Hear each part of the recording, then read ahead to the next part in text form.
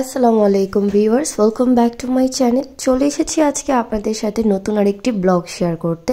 লিথুনিয়াতে আজকে আমি আমার বাসা থেকে বের হয়ে গেলাম ভিলনিয়াস থেকে ক্লাইপেডা যাওয়ার উদ্দেশ্যে। সো আজকে আমি ভিলনিয়াস থেকে ক্লাইপেডা যাওয়ার সময় পুরোটা দিন কি করলাম সব কিছু দেখাবো।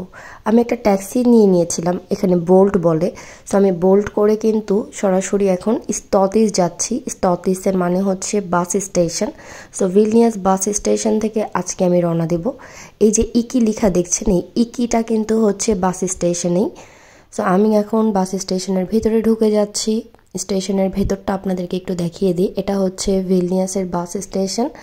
এটার মানে ভেতরের পরিবেশ কিন্তু বেশ ভালো, আপনারা নিজেরাই দেখতে পাচ্ছেন। তো আমি তো ভেতরের দিকে যাচ্ছি। এখানে সব কিছু চার্ট মনিটরে দেয়া থাকে, কখন কোন বাস যাবে, কোন বাস আসবে, কয়টার সময়, এভাবে করে লেখা থাকবে, আপনাকে সেখান থেকে দেখতে হবে। তাছাড়াও তাদের ওয়েবসাইটেও দেয়া থাকে।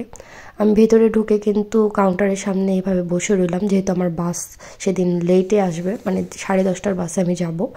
এখন আমি টার্মিনালের দিকে চলে যাচ্ছিলাম, যেহেতু বাস চলে আসার সময় হয়ে গেছে। এটা হচ্ছে টার্মিনালের জায়গাটা আলাদা থাকে। প্রত্যেকটা জায়গা নিট অ্যান্ড ক্লিন, এই জিনিসটা খুবই ভালো লাগে আমার। এখানে পরিষ্কার পরিচ্ছন্ন।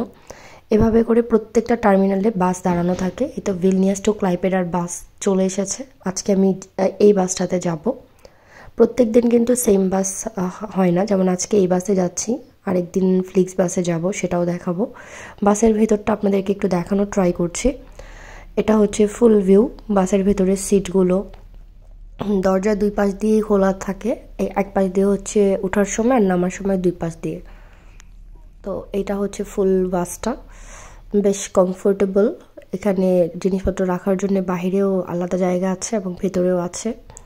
তাছাড়াও কিন্তু এই তো বাসের ভেতরে ওয়াশরুমও রয়েছে, যেহেতু লং জার্নি।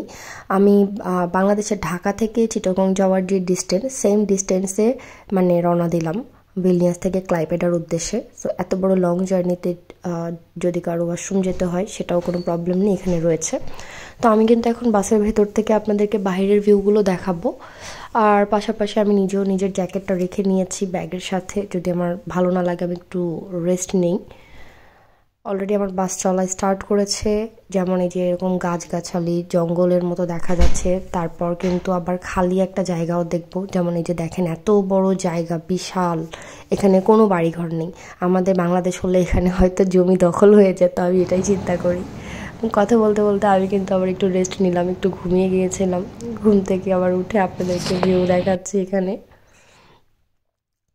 সো এই তো দেখেন, একটু ঘুম থেকে উঠে আমি আসলে রিল্যাক্স করে পাটা উঠিয়ে বসেছিলাম, কারণ বাসটা মোটামুটি খালি ছিল।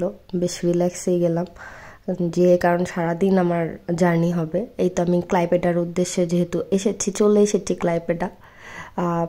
4 ঘন্টা থেকে 4.5 ঘন্টার একটা জার্নি ছিল আমার। এই তো এখন আমি ক্লাইপেডাতে নামলাম। আমার ইউনিভার্সিটির সামনেই আমার বাস স্ততিস, তো আমাকে বেশি হাঁটতে হয় না, 5 মিনিট হাঁটলেই হয়। আর কিন্তু এখানে প্রচণ্ড বৃষ্টি হচ্ছিল। সো আজকের ব্লগটা কেমন লেগেছে, লাইক, কমেন্ট, শেয়ার, সাবস্ক্রাইব।